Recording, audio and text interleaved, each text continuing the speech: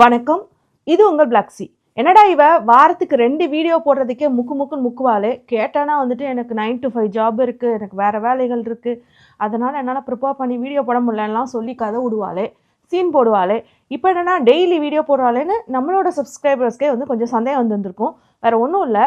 இதற்கு முன்னாடி நம்மளுடைய எதிரிகள் அப்படின்னு பார்த்தீங்கன்னா பிஜேபி இல்லை பிஜேபியோட பி டீமான இந்த சீமான், அதுக்கப்புறம் அவங்க ஆர்எஸ்எஸோடைய வாயாக இருந்த ஷாலின் மரியா. இப்போ இவங்க கிட்ட வந்து இவங்க ஏதாவது ஒரு பொய் நரேட்டிவ்ஸை கொண்டு வந்தாங்க அப்படின்னா நம்ம வந்து பெரியாரை அம்பேத்கரை ரெஃபர் பண்ணி, இல்லைன்னா பெரியாரையும் அம்பேத்கரையும் பற்றி மற்றவங்க என்ன பேசியிருக்காங்க அப்படிங்கிற ரெஃபரன்ஸ் டேட்டாலாம் எடுத்து இதோ இங்கே அடுக்கி வச்சிருக்கிற இத்தனை புத்தகங்களையும் படிச்சுட்டு, எல்லாமே ஒரே நேரத்தில் படிக்கிறதுல தேவையான புத்தகங்களை ரெஃபரன்ஸ்க்கு மறுபடியும் எடுத்து அதெல்லாம் ஸ்க்ரீன்ஷாட் போட்டு தான் உங்ககிட்ட நான் பேச வேண்டியிருக்கும்.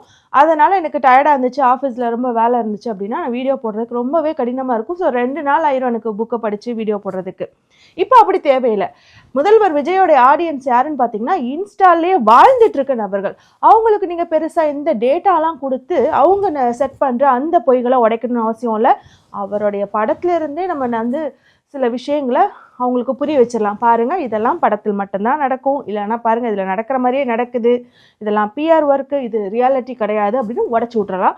அதனால் ஈஸியாக இருக்குதுன்னு வச்சுக்கோங்களேன். இப்போது சமீபத்தில் நேற்று தான் நினைக்கிறேன், அந்த ஜோசியர் ஒருத்தரை வந்து அரசு பதவியில் நியமனம் செய்ய விருந்தவரை வந்து முடிச்சு விட்டாங்க. நம்ம ஆளுங்களாம் வந்து தலையிட்டு முடிச்சு விட்டாங்க. ஆனால் அந்த ஜோசியர் வந்து கலாட்டா சேனலில் போய் ஒரு இன்டர்வியூ கொடுத்துருக்கிறாரு. அந்த இன்டர்வியூவில் அவர் சொன்ன ஒரு விஷயம் தான் நம்ம வந்து இப்போ பார்க்க போகிறோம். அவர் என்ன சொல்கிறார் அப்படின்னா, அதாவது நான் ஜோசியர் என்பதாலேயே இந்த பதவி எனக்கு வந்து கொடுக்கப்படலை, நான் நல்லா பேசுவேன் அப்படிங்கிறனால செய்தி தொடர்பாளர் அப்படிங்கிற ஒரு பதவி எனக்கு கொடுத்துருக்காங்க அப்படின்னு. இப்போ நினைத்தேன் வந்தாய் அந்த படத்தை நான் ரெஃபரன்ஸ் எடுத்துக்கிறேன். யாருக்காக? அதாவது சப்ஸ்கிரைபர்ஸ் டேட்டாக்காக எனக்கு சப்ஸ்கிரைப் பண்ண உங்களுக்காக இல்லை, தம்பிங்களுக்காகவும் தங்கைகளுக்காகவும். அந்த படத்தில் 2 பேர் வருவானுங்க. அண்ணா காபி சாப்பிட்டீங்களாண்ணா, அண்ணா டீ சாப்பிட்டீங்களாண்ணா, அண்ணா சாப்பாடு சாப்பிட்டீங்களாண்ணான்ட்டு. அது மாதிரி ரொம்ப நல்லா பேசுவார் போல். அதனால் இவர் வந்து செய்தி தொடர்பாளராக நியமிச்சிருக்காங்க அப்படின்னு எடுத்துக்கலாமா? ஏன்னா இவர் இதுவரைக்கும் அரசியலில் இருந்திருக்காரு, இல்லாத ஒரு புதுமுகம்லாம் இல்லை. ஜெயலலிதாவுடன் இருந்திருக்கிறாரு, சசிகலா அம்மாவுடன் பயணிச்சிருக்கிறாரு, எல்லாமே சரி. ஆனால் அங்கேயும் ஒரு ஜோசிய வேலை தான் பண்ணியிருக்காரே தவிர ஒரு செய்தி தொடர்பாளர்களாக மக்கள்கிட்ட அரசாங்கம் செய்கிற செயல்பாடுகளை இல்லை ஸ்கீம்ஸை திட்டங்களை எல்லாத்தையும் விளக்கி கூறக்கூடிய ஒரு நபராக அவருக்கு எந்த எக்ஸ்பீரியன்ஸும் இல்லை. அவரோட எக்ஸ்பீரியன்ஸ் ஜோசியர் தான். அப்போ நல்லா பேசுவார் அப்படிங்கிறதுக்காகவே ஒருத்தருக்கு பதவினா என்ன நல்லா பேசுவார், நல்லா சாப்பிடுவீங்களா, டீ குடிச்சிட்டிங்களா, காஃபி குடிச்சிட்டிங்களான்னு கேட்பாரா? நல்லா யோசிச்சு பாருங்க. உங்களுக்காக தான் பேசிட்டு இருக்கேன். செய்தி தொடர்பாளர் அப்படிங்கிற நபர் வெறுமனே தமிழ்நாட்டில் இருக்கிற மக்கள்கிட்ட மட்டும் பேசக்கூடியவர் இல்லை, அவர் மற்ற மாநிலங்களுக்கும் இந்த விஷயத்தை கொண்டு போய் சேர்க்கணும். எங்களுடைய மாநிலத்தில் இவ்வளோ சிறப்பு இருக்குது, அது பண்ணியிருக்கோம், இது பண்ணியிருக்கோன்னு. ஸோ அவருக்கு என்ன அறிவு இருக்குது அப்படின்னு உங்களுடைய முதலமைச்சர், உங்களுடைய அண்ணன், உங்களுடைய மாமா இவரை வந்து நியமிச்சாரு அப்படின்னு கொஞ்சம் யோசிச்சு பார்க்கணும். இப்போ 2வது என்ன அப்படின்னா, விஜயனாவுடைய ஆடியன்ஸ் யாரு? நம்ம மறுபடியும் கேட்கறது காரணம் அவங்களுக்காக தான். விஜயனுடைய ஆடியன்ஸ் இன்ஸ்டாலே வாழக்கூடிய நபர்கள். அதனால விஜயனா என்ன பண்றாரு அப்படின்னா, மன்னிச்சிருங்க, முதல்வர் விஜய் என்ன பண்றாரு அப்படின்னா, மோடி அவர்கள் எப்படி வந்து ஒரு பிஆர் டீம் வச்சு இருந்துட்டு எங்கெல்லாம் குப்பை கிடக்குதோ அதெல்லாம் வந்து பறக்கி கொண்டு போய் ட்ராஷில் போடுவார். ஏன் அவரோட பிஏ இதெல்லாம் அவங்களுக்குலாம் தோணாத, எல்லாரையும் ஒதுக்கி விட்டுருவாரு. வீடியோ கேமராஸை கரெக்டாக ஆங்கிளில் வச்சுருவாங்க. கரெக்டாக இருக்கா, இங்கே இருக்கா, அங்கே குப்பை போட்டிங்களா, நான் எடுத்து போடுறேன் அப்படின்னு சொல்லிட்டு பிஆர் ஒர்க் பண்ணுவார். அதுக்கப்புறம் வந்துட்டு ட்ரெயின் ஆக்சிடென்ட் நடக்கும். இந்த பொசிஷனில் நீனா கரெக்டாக இருக்கா, கேமராவுக்கு லைட்டிங்ஸ்லாம் கரெக்டாக இருக்கா, ஓகே அங்கே வச்சுருங்க கேமராவை அப்படின்னு சொல்லிட்டு அப்படி அழுவார்ல.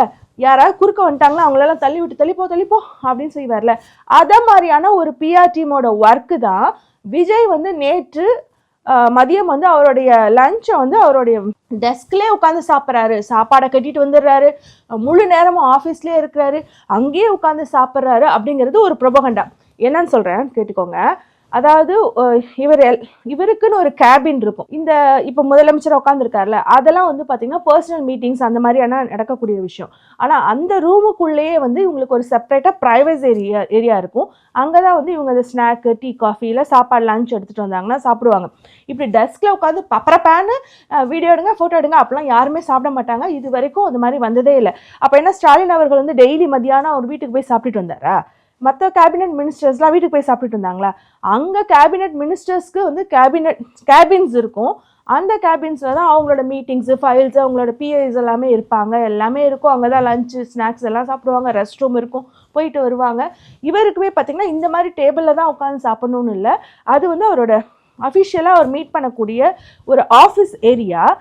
அந்த ரூம்குள்ளேயே வந்து ஒரு இது இருக்கும், ஒரு ப்ரைவேசி ஏரியா இருக்கும், அங்கே தான் சாப்பிட்ணும். எப்படி இருக்குது பிஆர்எம். ஆனால் அதில் நீங்கள் உற்று கவனிக்க வேண்டிய, அந்த ஃபோட்டோவில் நீங்கள் உற்று கவனிக்கக்கூடிய விஷயம் என்ன அப்படின்னா, ஒரு டைம் கிளாக் இருக்குது, அது 2 o'clock அப்படின்னு காமிக்குது. அதாவது நம்மளுக்குலாம் அதை கவனிக்காமல் கண்டுக்காமல் போயிடும், இது பிஆர் ஒர்க்கா அப்படின்னு சொல்லிட்டு. ஆனால் யார் கவனிப்பாங்கன்னா அண்ணனுடைய எமோஷ்னல் அந்த ஆடியன்ஸ் இருக்காங்களே, அவங்க அதை கவனிப்பாங்க. அடப்பாவி மனுஷா, இவ்வளோ வேலை பார்த்துட்டு 2 மணிக்கு தான் உனக்கு சாப்பிட்றதுக்கே நேரம் கிடச்சிதா, எங்கள் அண்ணன் பாவம் அப்படிம்பாங்க. உங்கள் அண்ணனுக்கு கீழே தானே இந்த போலீஸ் துறை இருக்குது. மற்ற கேபினட் மினிஸ்டர் தான் நீங்கள் இன்னும் வந்து யாருக்கு என்ன பொறுப்பு கொடுக்குன்னு டிசைட் பண்ண முடியல, உங்களுக்கு நிர்வாக திறன் இல்லை, இன்னமும் உங்களால் வந்து அலோகேட் பண்ண முடியாமல் அப்படியே வச்சுருக்கீங்க, எல்லாமே சம்பித்து போய் நிற்கிது. ஃபைன். ஆனால் இந்த போலீஸ் அப்படிங்கிற அந்த டிபார்ட்மெண்ட் வந்து உங்கள் அண்ணனுக்கு கீழே தானே வருது. உங்கள் அண்ணன் வந்து இந்த 7-8 நாள்களில் தொடர்ந்து பார்த்தீங்கன்னா அங்கே கொலை இங்கே கொலை, அவங்கள வெட்டிட்டாங்க, 2 மர்டர், வீட்டுக்குள்ளே போய் பெண்களை ஒரு பெண்ணை வந்து கட்டி போட்டு பாலியல் வன்புணர்வு செஞ்சுருக்காங்க, இப்படின்னு நியூஸ் வருதுல்ல. உங்கள் அண்ணன் என்ன பண்ணிட்டு இருக்கிறாரு? உங்கள் அண்ணன் என்னதான் பண்ணிட்டு இருக்கிறார்? கூட அதிகாரிகளை வச்சிருக்கிறாரு, அதாவது அருண்குமார் போன்ற அதிகாரிகளை வந்து வச்சிருக்கிறாரு. இவங்ககிட்ட எல்லாம் கேட்டாவது குறைஞ்சபட்சம் அது என்ன ஆக்ஷன் எடுக்கணும்னு செஞ்சாரா? செய்யலை. யாரை கூட்டணிக்கு வச்சிருக்கிறாருன்னா, அதாவது வெல் எக்ஸ்பீரியன்ஸ்டான திருமா போன்றவர்களை, இல்லை கம்யூனிஸ்ட் தோழர்கள், அதாவது சிபிஐ சிபிஎம் இந்த மாதிரியான கட்சிகளையும் கூட வச்சுக்கிட்டு அவருக்கு அதெல்லாம் பார்க்க நேரம் இல்லை.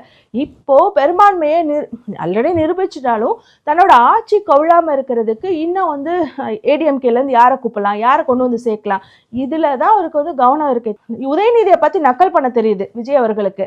நீங்கள் என்ன பண்ணிட்டு இருக்கீங்க அப்படின்னா, உங்கள் ஆட்சி நிலைத்து நிற்கணும் அப்படிங்கிற பயத்தில், அது வேணும் அப்படிங்கிற பேராசையில் நீங்கள் அதில் தான் கவனம் செலுத்திட்டு இருக்கீங்க. சோஃபா அனுப்புறது இதெல்லாமே பண்ணிட்டு இருக்கீங்க, ஒரு சோஃபா மாடலாக வாழ்ந்துட்டு இருக்கீங்க. ஆனால் சமூகத்தில் நடக்கிற பிரச்சனையை உங்களால் வந்துட்டு அதுக்கான நேரத்தை செலவிட முடியல. போகிறீங்கல்ல 9 to 5 ஆஃபீஸ்க்கு போகிறீங்கல்ல, இந்த வேலை செய்யாமல் நீங்கள் அப்புறம் என்ன வேலை செய்கிறீங்க? அவ்வளோ பிரச்சனை நடந்துட்டுருக்கு, அதை யாரும் கேட்க மாட்டாங்க. அப்போ 2 மணி வரைக்கும் உங்களுக்கு சாப்பிட்றதுக்கு டிலே ஆகுது அப்படின்னா நீங்கள் வந்து சமூக பிரச்சனை எவ்வளோ தீர்த்து வச்சிங்க, நீங்கள் எஃபிஷியன்சி எவ்வளோ நேரம் ஒர்க் பண்ணீங்கன்னு எவனும் கேள்வி கேட்க மாட்டான்.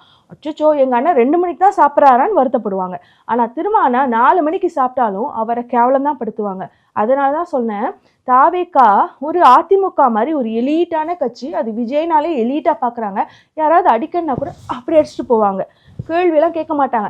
நாளைக்கே ஏதாவது ஒரு பிரச்சனைன்னு வந்து கரூரில் நடந்த மாதிரியே விஜய் அவர்களாலேயே, விஜய் உடைய நம்பிக்கைக்கான பாத்திரங்களான இந்த ஃபேன்ஸுக்கே ஏதாவது நடந்தால் கூட விஜய் அவர்கள் கண்ணீர் சிந்தி 2 சொட்டு சிந்தி ஒரு வீடியோவோ ஒரு ஏதோ ஒன்று போட்டுட்டாரு அப்படின்னா, பாவம் என்னங்க என் பையன் தானே செத்து போனான், பாவம் விஜய் 2 மணிக்கு தான் சாப்பிட்றாரு, அழுகிறாரு அப்படின்ட்டு போயிட்டே இருப்பாங்க.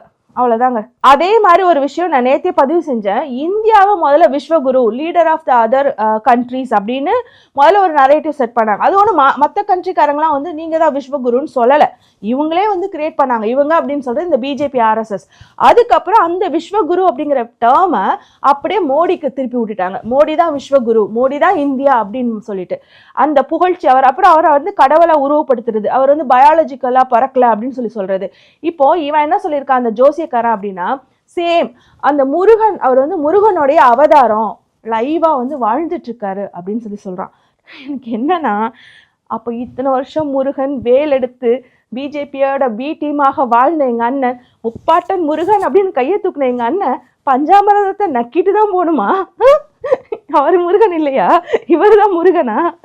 ஓகே. ஆனால் முருகன் நீங்கள் சொல்கிறது வந்து அதை வச்சு சொல்கிறீங்களா இல்லை வேற ஏதாவது வச்சு சொல்கிறீங்களான்னு தெரியல. இதை வச்சு சொல்கிறீங்களா தெரியல. இது உங்களுக்கு புரிஞ்சிருக்கும்னு நினைக்கிறேன். பர்சனலுக்குள்ளே போவேன்னா, அவ்வளோ வன்மம் நமக்கு தேவையில்லை. Okay, yes, calm down, no personal. Vijay அவர்கள் ஆட்சிக்கு வந்து இத்தனை நாள் ஆகியும் ஒன்றும் பெருசாக சிறப்பாக செய்யாததுனால அவங்களோட கட்சிக்காரங்களே விரக்தியில் இருக்காங்களா என்னன்னு தெரில. பழைய விஷயங்கள் இருக்கும்ல, எக்ஸிஸ்ட் ஆகிட்டு இருக்கிற திட்டங்களாக இருக்கட்டும், இல்லைன்னா வெப்சைட்ஸ் எல்லாம் இருக்கும்ல, அதை கூட வந்து விஜய் அவர்கள் தான் கொண்டு வந்திருக்கிறாரு அப்படின்னு பட்டிட்டிங்கரிங் பண்ணி ஒரு அவதூறாக பரப்பிட்டு இருக்காங்கன்னு வச்சுக்கோங்களேன். இதெல்லாம் உடைக்கிறதுக்காகவே நீங்கள் எல்லாருமே இன்ஸ்டாக்கில் வந்து பேச ஆரம்பித்தாதான் இதெல்லாம் உடைக்கப்படும். இல்லைன்னா இந்த மாதிரியான அவதூறுகள் தொடர்ந்து பேசிட்டு தான் இருப்பாங்க. இதை பார்க்கும்போது என்ன இருக்குன்னா விஜய் மேலே அவங்களுக்கே ஒரு விரக்தி வந்துருச்சு. ஸோ இந்த கட்சியை வந்து 5 வருஷத்துக்கு காப்பாற்றுறதுக்கு இந்த மாதிரியான பழைய விஷயங்கள் வந்து புதுசாக கொண்டு வந்த மாதிரியே காமிக்கிறது. அதில் வந்து ஒரு வெப்சைட் வந்து மக்கள் வந்து அதில் கம்ப்ளைண்ட்ஸ் பண்ணணும் அப்படின்னா கம்ப்ளைண்ட் பண்ணலாம் அப்படின்னு. அது என்னமோ விஜய் அவர்கள் தான் புதுசாக உட்காந்து யோசிச்சு இன்வென்ட் பண்ண மாதிரி, இல்லை விஜய் டீம் தான் புதுசாக உட்காந்து இன்வென்ட் பண்ண மாதிரியும் வெப்சைட் கிரியேட் பண்ண மாதிரியும் அவங்க சொல்லிட்டு இருக்காங்க. ஆனால் அது வந்து ஆரம்பித்தே 10 வருஷம் ஆகுது. இந்த மாதிரி நிறைய பொய்களை, புரட்டுகளை, அவதூறுகளை எல்லாமே நீங்கள் பார்க்க வேண்டியிருக்கும். அதெல்லாமே நம்ம தான் பிரேக் பண்ணணும். அதனால் என்ன தெரிஞ்சு இன்ஸ்டா பக்கம் வாங்க. ஃபேஸ்புக்லேயே உட்காந்து பக்கம் பக்கமாக எழுதிட்டு இருக்காதுங்க. ஏன்னா நான் பர்சனலாக சொல்கிறேன், ஃபேஸ்புக்கில் நான் வந்து ஜான்வரி 1 தான் வந்து அக்கௌண்ட் க்ரியேட் பண்ணேன். இன்ஸ்டாலேயும் ஜான்வரி 1 தான் வந்து அக்கௌண்ட் க்ரியேட் பண்ணேன். அங்கே எனக்கு 9000 கிட்ட ஃபாலோவர்ஸ் வந்துட்டாங்க. இன்ஸ்டாவில் எனக்கு வந்து 36 பேர் தான் இருக்காங்க. அப்போது அந்த வீக்னஸை பாருங்களேன். நம்மளோட மக்கள் எல்லாம் வந்துட்டு ஃபேஸ்புக்கில் தான் உட்காந்துருக்காங்க, இன்ஸ்டாவில் யாருமே இல்லை. ஆனால் இன்ஸ்டாவில் தான் தமிழ்நாடே இயங்கிட்டு இருக்குது. ஏன் வந்து விஜய்க்கு ஓட்டு போட்டவங்கள ஆடியன்ஸ்ன்னு சொல்கிறோம், இல்லை மக்கள் அப்படின்னு நம்ம வந்து அட்ரஸ் பண்ண மாட்டேங்கிறோம் அப்படின்னா, அவங்க ஒரு எம்எல்ஏ, அவங்களுடைய கட்சியிலேருந்து ஜெயிச்ச ஒரு எம்எல்ஏ சோழிங்கநல்லூரா என்னன்னு தெரில, அது பாருங்க நான் வீடியோ போடும்போது, அங்கே ஒரு கம்பெனி தீப்பிடிச்சு எரியுது. அவர் அங்கே போகிறாரு. இப்போ யூஸ்வலாகவே இந்த மாதிரி நடக்கும்போது திமுகலேருந்தும் அமைச்சர்கள் போயிருப்பாங்க விசிட்டுக்கு. செய்தி நிறுவனங்கள் தான் வந்து நியூஸ் மீடியா தான் வந்துட்டு அதை கவரேஜ் பண்ணிவிட்டு அவங்க தான் வந்து தடாபுடான்னு ஒரு நெஞ்சே ஹார்ட் அட்டாக் வர மாதிரி ஒரு மியூசிக் போடுவாங்களே தவிர, அமைச்சர்கள் யாரும் வந்துட்டு வீடியோ பிஆர் டீமை வச்சு வீடியோ எடுத்து அதை அவங்க இன்ஸ்டா பேஜிலலாம் போட மாட்டானுங்க. இவனுங்களுக்கு என்ன அப்படின்னா, எப்பயுமே அவங்களோட மக்கள்கிட்ட அவங்க எப்படி போய் ரீச் ஆகிருக்காங்கன்னா, அவங்க ஒரு இன்ஸ்டா பிரபலமாகவும் மற்றவங்களாம் ஆடியன்ஸாகவுமே ரீச் ஆகிருக்கனால அவரே சொந்தமாக ஆள் வச்சு அவர் போகிறது, பார்க்குறது, விசிட் பண்ணுறது எல்லாத்தையும் எடுக்கிறாரு. எடுத்து நாங்கள் போன விசிட் பண்ண இந்த மாதிரி இருந்துச்சுன்னு கூட ஒரு ப்ரூஃபுக்காக கூட எடுக்கலாம். ஆனால் அதுக்கு ஒரு பிஜிஎம்லாம் போட்டு இன்ஸ்டாவில் பதிவேற்றம் பண்ணுறாங்கன்னா இவங்க யார்கிட்ட மறுபடியும் பேசிகிட்டு இருக்காங்கன்னா இன்ஸ்டா ஆடியன்ஸ் கிட்ட தான் பேசிகிட்டு இருக்காங்க. மக்களுக்காக இவங்க எதுவுமே செய்யலை. எல்லாமே வந்து ஒரு பில்டப் தான் வச்சுக்கோங்களேன். இப்போ இந்த 41 பேர் கரூரில் இறந்ததெல்லாம் இவங்க எப்படி பார்த்துருப்பாங்க, எப்படி இவங்க மக்கள்கிட்ட கொண்டு போனாங்க? விஜய் அவர்களே கடைசி நாள் கேம்பியன் அப்போ அதை எப்படி மறுபடியும் ட்விஸ்ட் பண்ணி பழைய நரேட்டிவ்க்கே கொண்டு போய் செட் பண்ணாரு அப்படிங்கிறதுலேருந்து நம்ம புரிஞ்சுக்கணும். ஏன் வந்து விஜய் அவர்கள் வந்து பத்திரிகையை சந்திக்காமல் பின்னங்கால் பிடரி எடுக்க ஓடி போனார் அப்படிங்கிறது இதுலேருந்து நீங்கள் புரிஞ்சுக்கணும். ஏன்னா நரேட்டிவ் எப்படி செட் பண்ணணும்னு யோசிக்க டைம் எடுத்துக்கிட்டாங்க. அப்புறம் தான் 3 நாட்களுக்கு அப்புறம் வெளியில் வந்தார். இன்னைக்கு வரைக்கும் பத்திரிகையை சந்திக்காத ஒரு முதலமைச்சராக, அதாவது மோடி எப்படி இன்னைக்கு வரைக்கும் பத்திரிகையை சந்திக்கலையோ, தனியாக நின்று ஆத்து நாத்திட்டு இருக்காங்களோ, அவரோட பிஆர் டீம் தான் வந்து அவரை ப்ரொபகண்டா பண்ணி 15 வருஷம் வந்து வளர்த்து வச்சிருக்கோம். அதே தான் விஜயும் செய்துட்டு இருப்பார், செய்கிறார். அதே மாதிரி எப்படி கேபினெட் மினிஸ்டர் ஹெட்டான சீஃப் மினிஸ்டருக்கு கேபினே சாப்பிட்றதுக்கு இல்லாத மாதிரியும் அவர் டெஸ்க்ல தான் உட்காந்து சாப்பிட்ற மாதிரியும் ப்ரொபகண்டா பண்ணிட்டு இருக்காங்களோ, ஏன் அவங்க ஆட்சிக்கு வர்றதுக்கு முன்னாடி அவரோட செருப்பு அவரே தூக்கினார் அப்படின்னு சொல்லிட்டு எப்படிலாம் ப்ரொபகண்டா பண்ணாங்களோ, அதே மாதிரி இன்னொரு ப்ரொபகண்டா அகெயின் இன்ஸ்டாலெல்லாம் நீங்கள் பார்க்கக்கூடியது நம்ம ஏற்கனவே லைட்டாக பேசினது தான். ரவுட் மாஃபியா என்ன பண்ணுறாங்க அப்படின்னா, மக்கள்கிட்ட ஆழம் பார்க்குறாங்க. அதாவது வந்துட்டு அவங்களுடைய இன்ஸ்டாலே பிரபலமாக இருக்கிற அவங்க கட்சியை சார்ந்த நபர்களை விட்டு, அந்த லேடி தானே சொல்ல வர்றது, அவங்கள விட்டுட்டு எனக்கு உரிமை தொகைலாம் வேணாம், எனக்கு 1000 ரூபா வேணாம், எனக்கு காசும் வேண்டாம், கேஸும் வேண்டாம் அப்படின்லாம் பேச வைக்கிறது. இப்போ அடி விழுகுதா இல்லையான்னு செக் பண்ணி ஆழம் பார்க்கறது தான். இப்போ அடி விழுந்தா யாருக்கு விழுகும்? அந்த அம்மாவுக்கு தான் விழுகும். யாரும் போயிட்டு விஜயை வந்து கேள்வி கேட்க போறதில்ல. ஏன் இன்னும் நீங்கள் 1000 ரூபாய் கொடுக்கலன்னு, நேற்று போட்டாருன்னு நினைக்கிறேன், கொடுக்கல அப்படின்னு சொல்லி கேட்க போறதில்ல. இல்லை நீ கொடுத்தாதான் உண்டு அப்படின்னும் எந்த புரட்சியும் போராட்டங்களும் வந்து அங்கே கிளம்ப போறதில்ல. அதான் அவர் ஒரு சொட்டு கண்ணீர் விட்டாலே மக்கள் அப்படியே ஐஸாக மெல்ட் ஆயிடுவாங்க. ஸோ இந்த அடி விழுகுது அப்படின்னா அந்த அம்மாவுக்கு தான் விழுகும். ஸோ அடி விழுகுதா விழுகலையா, எவ்வளோ தூரம் விழுகுது அப்படின்னு ஆழம் பார்க்குறதா இருக்கட்டும். எனக்கு இன்னும் தெரிஞ்ச இன்னொரு விஷயம் என்னென்னா, இந்த லாட்ரி டிக்கெட்டில் கூட வந்துட்டு நேற்று 2 பேர் பிடிபட்டிருக்காங்க. இந்த மாதிரி ரீசன்ட் டேஸில் நடந்ததே இல்லை. அப்போ இது கூட வந்து ஆதவர்ஜுனா வந்து ஆழம் பார்க்குறாரா, இங்கே விட்டால் மக்கள் ஏற்றுக்கிறாங்களா ஏற்றுக்கலையா, சப்போர்ட் பண்ணுறாங்களா அப்படின்னு டெஸ்ட் பண்ணி பார்க்குறாரா? அரெஸ்ட் ஆனால் அவன் தானே அரெஸ்ட் ஆக போகிறான், அவன் ஃபேமிலிக்கு வந்து காசு கொடுத்து செட்டில் பண்ணிக்கலாம் அப்படின்னு நினைக்கிறாரா அப்படிங்கிற கேள்வியும் வருது. இது எல்லாமே ஒரு ஆழம் பார்த்து ஒவ்வொரு விஷயத்தையும் செய்கிறாங்க. அண்ட் ஆல்சோ அவங்களோட ஹை ப்ரையாரிட்டி வந்து எமோஷ்னல் சிம்பாலிக் ஒரு அரசியலாக இருக்குது. அதாவது போய் தடாபுடான்னு நான் மதுக்கடையை மூடுறேன் அப்படின்னு போலியாக ஒன்று செய்கிறது.